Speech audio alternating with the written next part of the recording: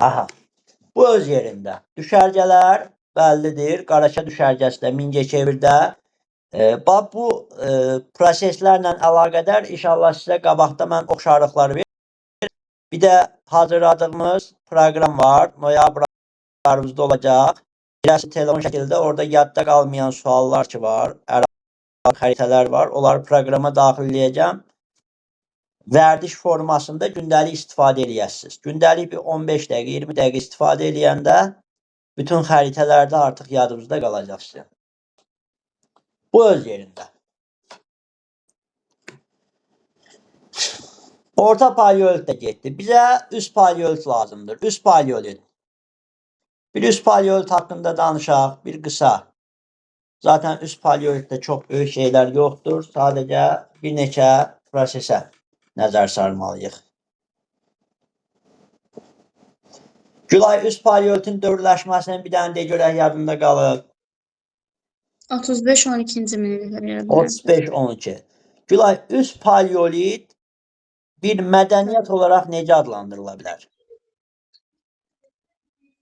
Mədəniyyət olaraq Aynişan? Matriarxal. Bəli. Anaxaqanlığı mədəniyyəti və matriarxal mədəniyyəti. Bəzən bu şəkildə testlərə gətirə bilir. Yəni, ümumi şəkildə anaların hüququnun çox olduğu hissə. Yaxşı, burada yaranır bir qəbilə. Bax, sizə ardıcıllıq versə, ağıllı insan, sonra qəbilə, yoxsa qəbilə, sonra ağıllı insan? ağıllı insan, yox. Bir məntiqi ardıcıllıq verir da bəzən. Deyir ki, hadisələri verir, deyir məntiqi ardıcıllıqla düz. Birinci deyim mən. Denən. Birinci insan yaranır, sonra qəbilə icması. Bəli.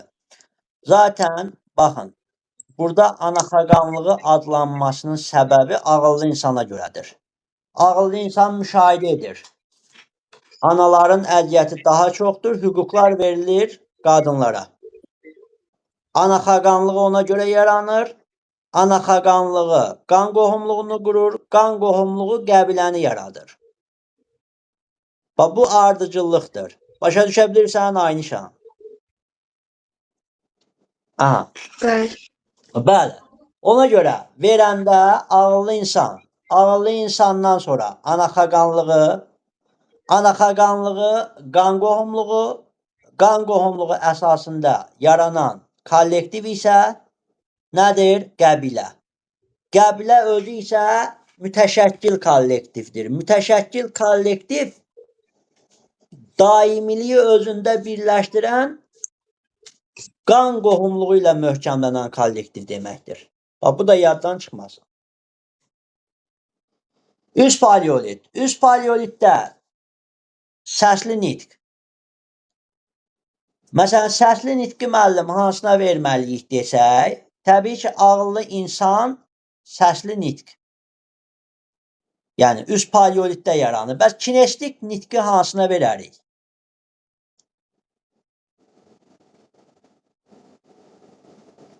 Kinestik. O nədir ki, mən? Ümumi şəkildə kinestik nitq nədir?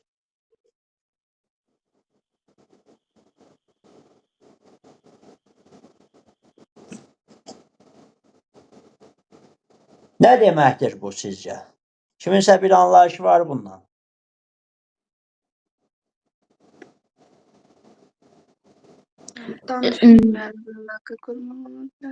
Nətər Aynişan? Danışmayaraq da, səssiz, məsələn, əl-qol hərəkətlər. Qırıq-qırıq səslər, yarı səs, yarı əl-qol hərəkəti. Yaxşı.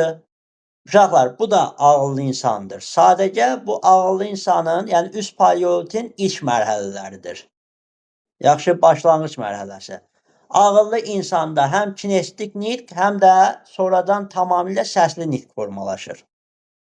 Bu öz yerində. Oldu mu? Hə, bir şey deyək, bəlkə digər tarix dərslərində eşitmisiniz. Cəmlərin ilkin forması necə adlanır? Sağ, Sağ. hazırlanması. Gülay, necə adlanır cəmlərin ilkin forması? Sal. Sallar, bəli. İlk sallar.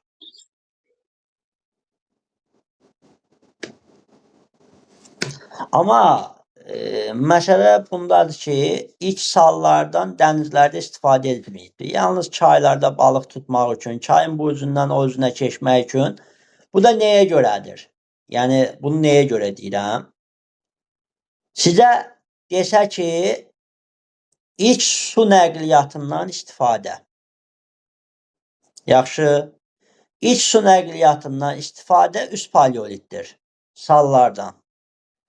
Geniş şəkildə ilk dəfə su nəqliyyatından istifadə bu mezolitdir. Bunun qayaüstü rəsmlər göstərir və Xəzər dənizində üzmə prosesi. Mezolit. Bax bunu da yadda saxlayın bir məntiqi sual kimi. Daha çox situasiya tipli suallarda belə şeylər gəlir. Üst paleolitlə bağlı. Bir də üst paleolitlə bağlı bizə lazımdır nə? Kəlbəcər ərazisi. Əslində biz elə bilirik ki, yalnız qayaüstü rəsmlər mezolit dövründədir. Yox. Üst paleolitdə də, Kəlbəcərdə, vulkanik qayalarda qayaüstü rəsmlərə rast gəlirik. Bunu da bir məlumat kimi yaddan çıxartmayın. Kəlbəcər də bir daha göstərirəm kontur xəritədə. Bu öz yerində. Deyəsən yuxuvuz gəlir.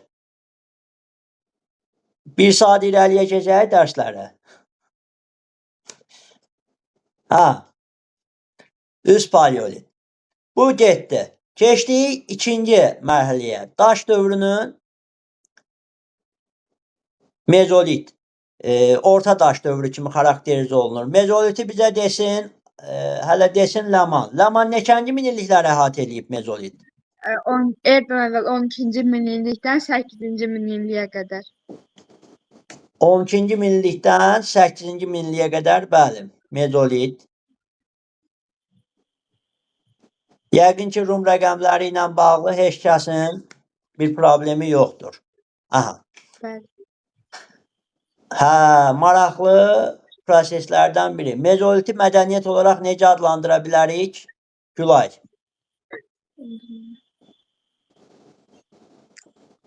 Mədəniyyət olaraq. Bəli.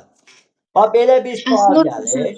Məsələn, mezolitin mədəniyyəti deyilir. Deyir, bu mədəniyyətin aid olduğu dövrə aid hadisələri seç. Orada əkinçilik yaranmışdı, maldarlıq. Məncə ona uyğun. Aha, onlar haqqında indi danışacağıq. Onlar bir məntiqi əlaqə ilə yaradacaq. Aynı şəmbəkə sən bilirsən bu hansı mədəniyyət adlanır? Bilmirəm. Bilmirsən. Ləman da yəqin bilmir. Uşaqlar, açıq səma altında muzey mədəniyyəti. Qobustan qayaüstü rəsmləri. Açıq səma altında muzey mədəniyyəti.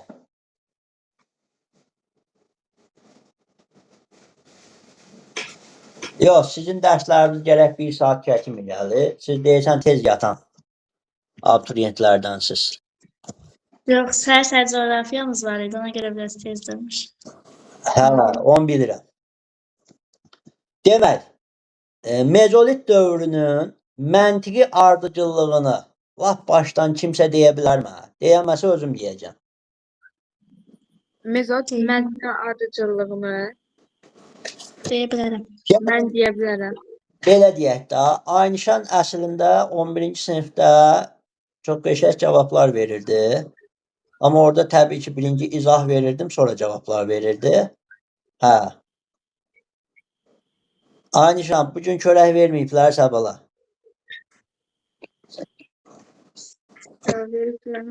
Hə.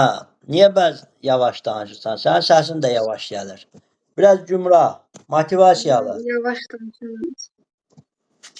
Biraz Yavaş danışıyorum. səs yüksək danışmaq lazımdır. Sən istər-istəməz səsini aşağı elədikcə özün də yorulursan. Biraz gümrah danış. Yaxşı, Aynişa. Mezolit dövrünü məntiqi şəkilə sala bilərsənmi? Lap başdan. Heç nə yadımda deyiləm. Heç nə yadımda deyil. Danışan. Yaxşı, bunu Ləmana tapşıraq görək. Ləman nə salır? Sonra da Gülaya da baxaq bir. Ləman buyur. Baş. O kaman ixtirası. Sonra əkinçilik. Aha. Sonra əhəlləşdirmə var idi. Yox, Maldarını. sən əzbərliysən. Əzbərləmsən bu hissəni. Mən istəyirəm məntiqi şəkildə. Hə, elə. Hə. Mənsubat təsərrüfatına istehsala Bir, baxın uşaqlar. İlk olaraq mezolitin əvvəli mənimsəmədir. Mənimsəmə istehlak deməkdir. Yaxşı. İndi buradan biz nəyə diqqət eləyəcəyik? Mezolit dövrünə çatanda insanların sayı çoxalıb. Mənimsəmə hələ davam edir. Mənimsəmə ilə qəbilə quruluşu təbii ki, insan qidasını çatdıra bilmir.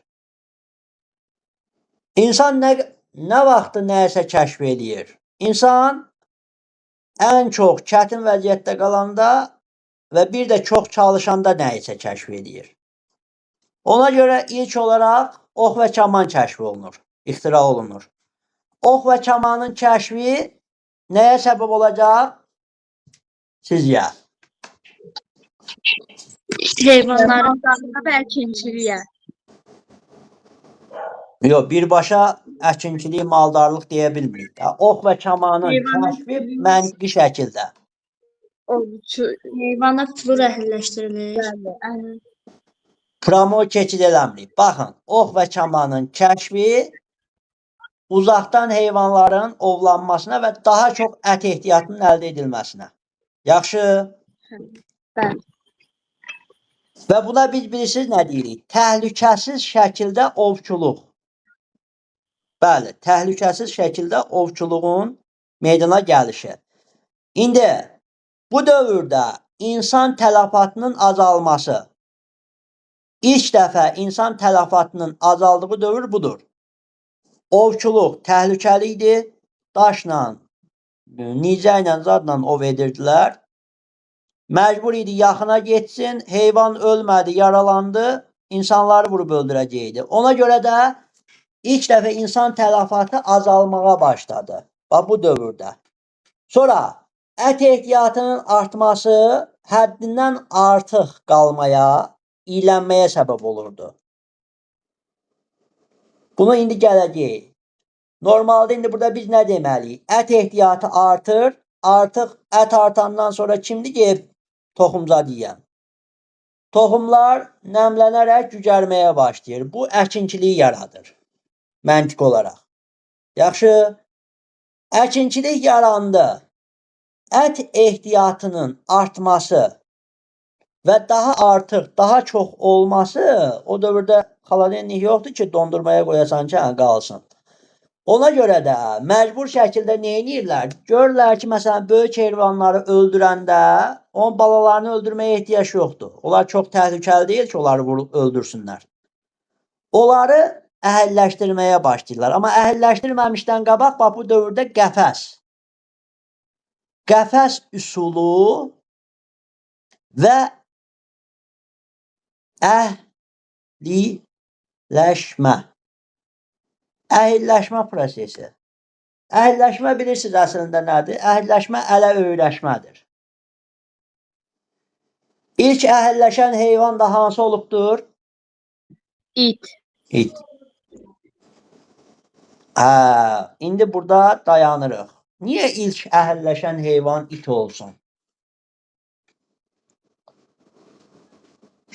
Məncə o it elə bir ki, onların həm köməkçisi kimi də heyvanları tapmağa ya da ki, ona görə tez əhilləşmiş olur. Belə deyək də indi uşaqlar. Bax, ümumən bu vəhşi itlər vəhşitlər. İnsanlara ilk yaxınlaşan heyvanlar olub, vəhşi olsalar da. O da nəyə görə idi? Bax, mən əhilləşmə deyəndə ələ öyrəşməni havaya yerə demədim. Orada bir məntiq var. Ələ öyrəşmə, insanların atdığı qalıqlarla qidalanma. İnsanlar ki, o ət qalıqlar zad qaldı, ətrafa tullayırdılar, orada itlər gəzirdi də. Yəni, o insanların atdığı qalıqlarda insan əlinə, insan qidasına öyrəşmə prosesi dayanırdı. Bax, itin əhilləşməsi prosesi o cür baş verir. Yavaş-yavaş insan əlinə öyrənir. Yəni, qəfəs üsulu deyəndə, ay, qəfəs üsulu hardadır, çaşdıq elədir. Qəfəs üsuluna çaşmaya ehtiyac yoxdur. Heyvan əhilləşməmişdən əvvəl qəfəsə salınmalıdır. Sonra da ələ öyrəşdirilməlidir, əhilləşməlidir. Bu qədər. Sadə bir şeydir. Əhilləşəndən sonra da ev heyvanı kimi saxlanıla bilər. Buna da deyirik nə? Heyvandarlıq və yaxud maldarlıq. Vəssalam. Burada yəni oturub mən bunu saatlarla əzbərliyim, yadımdan çıxsın, ona ehtiyac yoxdur. Bu öz yerində. Keçid arıq burada ox və kamanla, əsasən oxla bağlı yeni bir alətlər yaranır. Həmən alətlərə nə deyirik? Mikrolit. Mikrolit. Balaca yəni. Mikro, bax yenə mikro, kiçik, litos, Daş. daş, kiçik daşlar, ox ucları, həndəsi formalı ox ucları. Mikrolit əmək alətlərinin tapıldığı iki ərazimiz var. Ümumən, yəni mezolit dövrü iki ərazidən əsasən öyrənilir. Biri, gördüyümüz bu Qobustan ərazisidir. Bir də Qazaq. Biri də Qazağın hansı mağarası? Yox. Damcılı. Damcılı. Əla. Damcılı mağarasıdır, bəli. Baxın, mezolit dövrü də buradan öyrənilib. Mikrolit əmək alətləri də buradan tapılıb. Bax, bunlar yaddan çıxmasın. Uşaqlar, mezolit dövrünə toxanın yaranmasını deyə bilərik. Xeyr, neolitdə yaranmışdı deyəsən. Bəli, indi gələcəm o prosesə görək. Orada nə baş verir ki, toxa yaranır. Keçid arıq neolitə. Neoliti bizə Laman deyir neçənci minilliklərə düşdüyünü. 8-6 eran və 8-ci minillik də 6-cı minilliklər. Bəli. Eradan əvvəl 8, eradan əvvəl 6-cı minillik. Neolit də yeni daş deməkdir. Yaxşı, neolit bəs hansı mədəniyyət adlanır? Ay nişan. Bilmirəm. Bilmirsən. Gülay. Məsələn, boyalı daş ya da ki, Yox, cilalı daş sən ola getdin. bilər. Sən getdin, tunca çıxdın. Mən deyim, əgər səhv olsa. Denə. Neolit inqilabı. Bəli, neolit inqilabı mədəniyyət adlanır. İnqilab nə deməkdir? Başahanə müəllimə coğrafiyadan sizə keçəcək. Elmi texniki inqilab.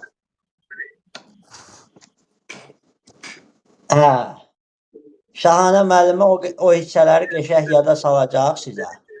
Elmi texniki inqilab. İnqilab nə deməkdir? İnqilab yeni kəşf deməkdir. İlk dəfə kəşf olunan. Məsələn, iPhone telefonu ilk dəfə kəşf olunanda inqilab idi. Düzdür? Amma bugünkü gündə sıralayıblar da, o inqilablıq bir şey qalmır. Məsələn, ilk maşın ilk dəfə kəşf olunanda inqilab olubdur. Bəs buranın inqilabı nə idi? Gülay, neolitin inqilabı nə ola bilərdi? Ha, yəni yeri şeyləməyə öyrənmişdilər də ilk. Gəl ümumi toxa deməyək də. Əkinçilik. Yox. Ümumi orada bir məhvum var. Daşları deşirdilər, cınalıyırdılar. Aha. İndi o Sənətkarlıq. onun bir sahəsidir. Yəni sənətkarlıq. Bəli.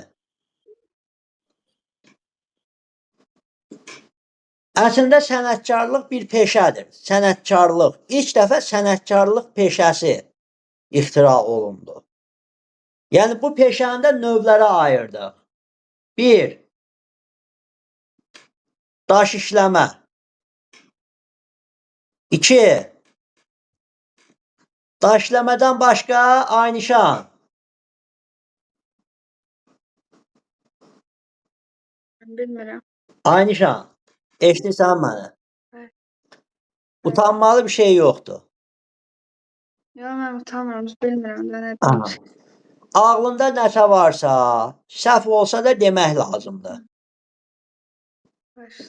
Bir insan istəyir müəllim olsun, istəyir tələbə olsun. Bax, mən müəllimlərə də dərs deyirəm, abituriyentlərə də dərs deyirəm. Hansı müəllim olur olsun. Mənim 65 yaşında müəllimim olubdu. Dərs demişəm ona. Əməkdar müəllim. O insan 65 yaşında olmağına baxmayaraq, yəni mən ondan iki dəfə ən aşağı kişiyəm da, yəni belə deyək. O insan bir suallarını verirdi mənə, utanmırdı. Yəni beynində nəsə olan kimi çıxardıb ortaya qoyurdu. Utanmaq lazım deyil. Ağlıma nə gəldi, oradan nə qalıbsa çıxart denən ki, müəllim, bu yadımda qalıb. Səhv olanda olacaqdı da, ölüm itim deyil ki, öyrənəcəyik. Hə, daş işləmə, Gülay, başqa nə deyə bilərsən? Toxuculuq, dulusçuluq. Toxuculuq, dulusçuluq. Dəri işləmə.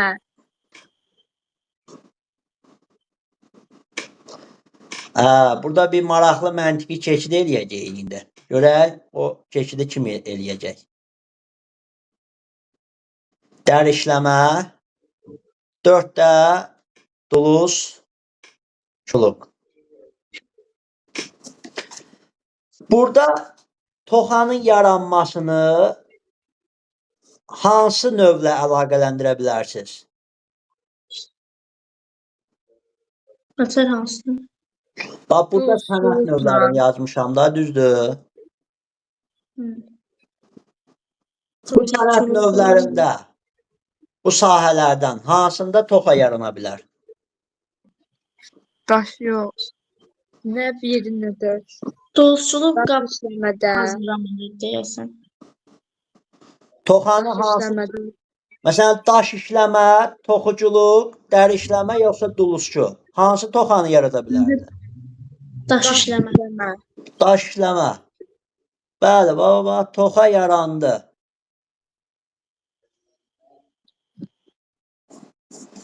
Demək, əslində daş işləmə sənəti neolitdə əkinçiliyin inkişafına səbəb oldu. Səbəb toxa, daş işləmə nəticəsində yaranıb, torpağı dərindən şumladığı üçün daha məhsuldar, daha çox əkinçilik məhsulu verir. Əkinçilik məhsulu verəndə də təbii ki, əkinçilik inkişaf eləyəcək də. Demək, birbaşa burada sənətkarın əkinçiliyin inkişafına dəstəyi var. Aydındır? Toxanın yaranmasını bu məntiqlə yadınızda saxlayırsınız. Bu öz yerində. İndi bir şey deyək burada. Əkinçiliyin inkişafı istehsal təsərrüfatının inkişafına şərait yaratdı. Bəli. Bax, mezolit dövrü mənimsəmədən istehsala keçiddir. Niyə? Çünki mezolit dövründə əkinçilik meydana gəldi. Əkinçi istehsal edir. Sən demək, mənimsəmədən, mənimsəmə digər adı ilə nədir? İstehlak. Yaxşı. Bəli. Müasir coğrafiyada istehlak sözünün açıqlaması var. İstehlak bilirsiniz nədir əslində? Və yaxud kimdir? Yox. Desən keçməmişəm. Bax, reklamlarda, televizorda çox eşitmiş olarsınız, yoxsa televizora baxmırsınız. Telefonda çox eşitmiş olarsınız. İstehlakçı. İstehlakçı. Nəyə bənzədirsiniz? Məntiqi olaraq kim ola bilər istehlakçı? İstehsal yaradan. Yox. Hazır məhsuldan istifadə edən. Hansısa məhsuldan istifadə edən adam və yaxud məhsulu alan adam. İbtidai icmada məhsulu təbiətdən alırdı, mənimsəyirdi. Dolayısıyla mənimsəməyə ona görə biz istehlakçı deyirik. O təbiətdən hazır məhsul alırsa mənimsəyir, istehlakçı olur. Müasir dövrdə iqtisadiyyatda indi yenə istehlakçı var. Kimdir? Deyir Aynişan. Aynişan girir Araz marketdən bazarlıq eləyib çıxır. Kim olur? İstehlakçı. Aydındır. Sadəcə o dövrdə təbiətdən alınırdı. Bu dövrdə hazır şəkildə alınır. İstehlak mənimsəmədir. Fərqi yoxdur. Pulunla aldın, digər şeylə aldın, mənimsəmədir. İstehsalçı istehsal edən adamdır. Necə ki, əkinçi məhsul əkir, məhsul götürür. O istehsal edir. Aydındır. Bu yaddan çıxmasın. İstehsal təsərrüfatına keçdik mezolitdə. İndi baxın, toxa yarandı. Toxa yaranıbsa, əkinçilik inkişaf edirsə, avtomatik istehsal da inkişaf edəcək. Başa düşə bilirsiniz? Bəli. Yox, bura deyəsən qaranlıq qaldı sizə. Gülayın üz mimikalarından bilmək olur ki, başa düşməyib. Gülay, səsim gəlir normal. Bəli. Gülay, bax, belə deyək. İstehlakçı. Bax, bugünkü gündə də iqtisadiyyatda bu söhbət açılır. Coğrafiyada da Şahanə müəllim yəqin ki, danışacaq sizə onunla bağlı. İstehlakçı alıcıdır.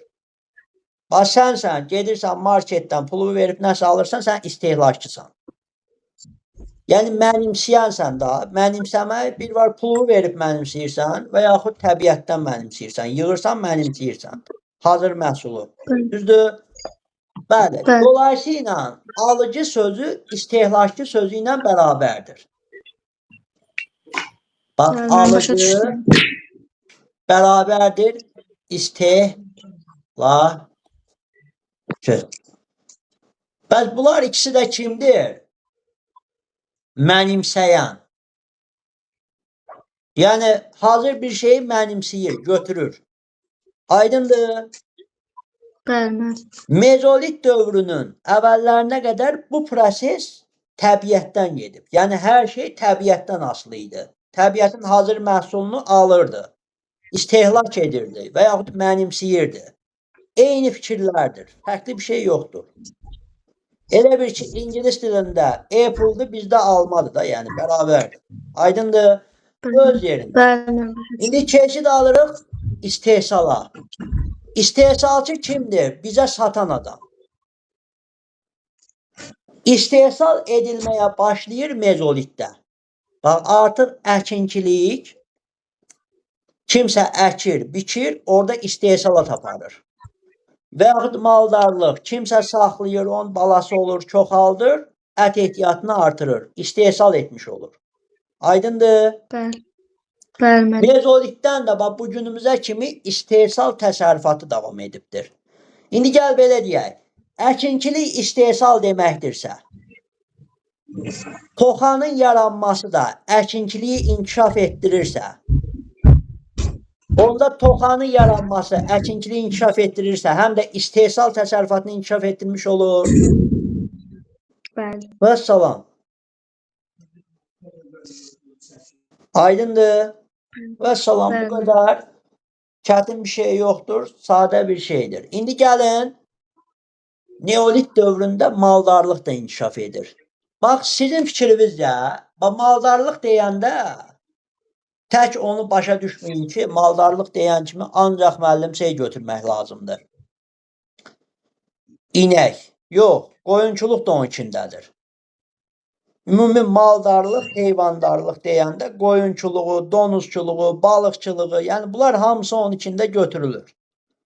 Heyvandarlıq, ümumi şəkildə, maldarlıq. Maldarlığın inkişafı üçün, bax, burada iki sahə var. Bir toxuculuq, bir də dəri işləmə. Bax, bu iki sahə ki, inkişaf etdi, yarandı. Dəri işləyənə nə lazımdır? Dəri. Dəri hardan alınır? Maldarlıqdan. və heyvandarlıqdan. Düzdür? İndi tutaq ki, Gülay görürsə ki, qoyun yunub, babat qiymətə gedir, götürüb qoyun saxlı getdi. Hə, pul qazanmaq üçün. Düzdür? Bəli. Dəri işləmə. Məsəl üçün, insan görür ki, maral dərisi bahadır, götürüb maral saxlı getdi. Sabahların dəri işləmə sənətinə satmaq üçün. Bax, bunlar hamısı bir-biri ilə əlaqədar inkişaf etdi. Demək ki, dəri işləmə və toxuculuğun yaranmasına görə heyvandarlıq inkişaf etdi. Yəni maldarlıq. Daş işləməyə görə isə toxa yarandı. Toxaya görə də nə inkişaf etdi? Əkinçilik. Bəli. Bunlar ikisi də istehsal təsərrüfatıdır. Demək ki, bunlar inkişaf edibsə, istehsal da inkişaf edib. Aydındır. İndi belə deyək. Tutaq ki, Laman əvvəl əlindən heç nə gəlmirdi. Gəzirdi, harada ağaçda bir meyvə görsə yeyirdi. Yoxdursa da oturub baxırdı. Və yaxud da məcbur idi ki, başqa yerə axtarsın. Yəni, insan köçəri həyat yaşayırdı. İndi baxın, əkinçilik və maldarlıq əgər inkişaf edirsə, daha demək, insanlar öz istehsalatını başa vura bilir da. Bunun ya ovlamağa ehtiyacı çox yoxdur, ya da haransa gəzib meyvə axtarmağa ehtiyacı yoxdur. Əkir, bikir, özü də yeyir. Vəssalam. Dolayısıyla insanlar oturaq həyata keçdi. Aydındır. Bax, mezolitlə neolit məntiqi prosesdir. Oturub bunu əzbərləməyə ehtiyac yoxdur. Bir-birindən qayda olaraq çıxardırsınız. Bu öz yerində. İndi, bax, bu dövrə kimi gəldik, neolitə. Hələ ki, kiminsə başa düşmədiyi nəsə sual varsa, sualı yönləndirsin. Bir dənə keçid dövrü haqqında danışacağım, eneolit haqqında. Var kiminsə nəsə sualı? Yoxdur ki. Əla. Amma bir şey deyəcəm. Orada dulusçuluqla əlaqədar dulus çarxı yaranır. Həmən bu. Demək. Neolit dövründə. Dulus çarxında iki növü var. Bir əllə hərəkətə gətirilən, bir də ayaqla hərəkətə gətirilən. Bunlar qarışdırıcı suallardandır və qəbula da gəlir. İndi məntiqi olaraq yadda saxlamalıyıq. Neolitdə dulusçuluq, yəni saxsı qablar yaranırsa, bu saxsı qablar üçün mütləq dulus çarxı meydana gəlməli idi. İndi bu dulus çarxı ilk dövrdə əllə hərəkətə gətirən olardı, yoxsa ayaqla hərəkətə gətirilən? Əllə hərəkətə gətirilən. Əllə. Aynişan, nəyə görə əllə səncə? Səbəb nədir? Niyə ayaqla yox, ilk əllə? Çünki ayaqla hərəkətə gətirən daha çox inkişaf eləmiş millətdir. İnkişaf etmiş. Bəli, biraz ağıl işləməli idi da, ayaq pedalına, düzdür? Əslində ağıllı insan var idi. Həmişə ilk ixtiralar qüsurlu olur. Bəli, müəyyən qədər qüsur olur. O, yəqin ki, dulus çarxı görmüsünüz da. Bax, belə iki dənə daşdır üst-üstə. Yuxarıdakı biraz balaca daşdır. Bunun ortasından deşik açıb bir dənə taxta keçirirlər. O taxta da birini də qıraqdan hələ fırlayırlar. Üstündə də gildən palçıq olur. Gildən palçıq olur. Bir əli ilə fırlayırdı, digər əli ilə həmən palçıqdan gildən. Nəsə əşya düzəltməyə çalışırdı. Təbii ki, bu çətin prosesdir və ilk ixtira olduğuna görə çətin versiya hazırlanmışdır. Amma müasir dövrə gəldikdə biz görürük ki, belə bir aparat meydana gəlir. Yenə yuxarıda daş alət var, 2 dənə. Bu səfər bunun fırladılması aşağıda bir pedala bağlıdır. Burada ayaqla hərəkətə gətirən bir pedal var. Daşı o fırlayırdı və insan iki əli ilə hərəkət etdirirdi. Onu da biz son tuş dövründə baxacağıq. Bu da neolit. Aydındır. Hə, gəldik ən maraqlı dövrlərdən biri olan eneolitə. Eneolitdə bəzi şeyləri də eneolit sözün özünün içərisindən çıxardacağıq. Eneoliti Aynişan. Aynişan. Eneoliti biz daş dövrünə aid edə bilərikmi? Bəli. Aid edə bilirik. Aynişanın cavabı bəlidir. Ləmanın cavabı Məncə yox. Çünki yeni dövrdür da. səncə yox. Gülay. Eneolit elə mis daş deməkdir. Məncə əslində orada ilk metalla tanış olubdu, amma yeni daş dövrü kimi gedir. Yəni niyə daş dövrünə aid olsun? Çünki keçir da misə. Mis daş dövrü ki. Yox, uşaq. Amma dayandırılmırdı da. Çünki davam eləyirdi axı daşla. Həm daşı tələbat var idi, həm də misal biz həm tezə eylən dəmir olduğu Ona üçün çox görə tələbat yox idi. biz götürüb bunu daş dövrünün mərhələsi olaraq verə bilmirik. Bunu biz keçid dövrü kimi xarakterizə edirik. Yaxşımı? Bax biz həmişə paleolit, mezolit, neolit danışdıq, dayanırıq çox zaman. Fasilə. Çünki bu keçid dövrüdür. Eneolit ya daşdır, ya misdir. Daş əsrindən metal əsrinə keçiddir. Mis daş dövrü. Mis daş. Eradan əvvəl 6-cı minillikdən eradan əvvəl 4-cü minilliyə qədər biz bu dövrü müşahidə edirik. Baxaq görək bu dövrdə nələrlə tanış olacağıq. İlk olaraq baxırıq bunun demək dini adətlərinə. Eneolit.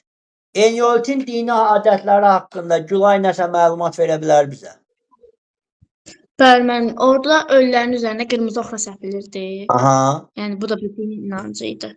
Aha. Sonra bir də ki, insanları evlərin içində dəfn etməyə başlamışdılar. Bəli. Bax yaddan çıxanlar üçün bax eneolit sözünün içərisində bax bir ev, bir ev içərisi. Yaxşı. Bir də oxra. Oxra da qan rəmzi olan qırmızı boya. Qabaqda bu kimi tipli qaydalardan çox istifadə edəcəyik. Bax məsəl üçün uşaqlar 1526-cı il Mohaç döyüşü var. Bax özünüz də hadisəyə baxırsınız, bir hadisə verilibdir. Kodlaşdırmağa çalışın. Yəni şey deyil ki, mən hər şeyi oturum əzbərliyim, hər şeyi dayanmadan. Kodlaşma sizin üçün ən əlverişlidir. Bax Mohaç. Məsəl üçün çox adam, çox tarixçi, çox abituriyent, müəllimlərin özü də belə. İlləri əzbərləyir, döyüşün adını əzbərləyir. Hadisəni əzbərləyə bilmir ki, hadisədə nə baş vermişdi. Bax, Macar, Çex, kimə qarşı idi? Osmanlıya qarşı. Macar və Çexlər Osmanlıya qarşıdır. O dövr Osmanlı güclüdür, Macar Çexlər məğlub olur. Bu hadisələrlə indi qabaqda mən çox kodlama verəcəm sizə, inşallah. Yaxşı. Çalışın ki, bu qaydada yadda saxlayasınız. Bəzi yadınızdan çıxan hissələri. Eneolit, əla. Evlərin içərisində dəfn edirdilər, oxra səpirdilər. Qəbilə icması mövcud idi, ana xaqanlığı mövcud idi və biz burada deyirik ki, ana xaqanlığının çiçəklənməsi dövrüdür. Yaxşı, bax situasiyanın birinə gəlmişdi. Deyir ki, eneolit dövrü ana xaqanlığının çiçəklənmə dövrü olduğunu biz necə müşahidə edirik? Qadın müqəddəs Aynişan desin bir dənə. Qadın heykəlləri var idi ilk dəfə. Qadın Mən deyə heykəlləri. bilərəm. Aha. Qadın heykəlləri nəyə sübut edirdi Aynişan? Yəni qadının daha müqəddəs olduğunu. Bəli, hətta ibadət ediləcək səviyyəyə çatdığını göstərir. Yaxşı. Qadın heykəlləri deyən zaman əsasən bax belə yazılır. Bir qadın büstləri.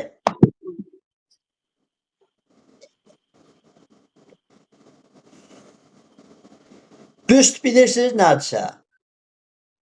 Düzdür, o da heykəldir, amma insanın bədəninin yarıdan yuxarısı. Tam şəkildə yox. Qadın büstləri bu formada idi. Və əsasən ibadət ediləcək səviyyəyə çatmışdı. O da göstərir ki, ana hüququnun çox olması və onların ən üstün səviyyəyə gəlib çatmasına səbəb olmuşdu. Təbii ki, orada ev işlərinin, digər işlərinin daha çox qadınların əlində olması ilə əlaqədar bir proses idi. Uşaqlar, belə bir proses deyəcəm. Bir var toxa əkinçiliyi dövrü. Bir də var toxa əkinçiliyinin çiçəkləndiyi dövr. Toxa əkinçiliyi dövrü nə vaxtdır? Toxa əkinçiliyinin çiçəklənməsi dövrü nə vaxtdır?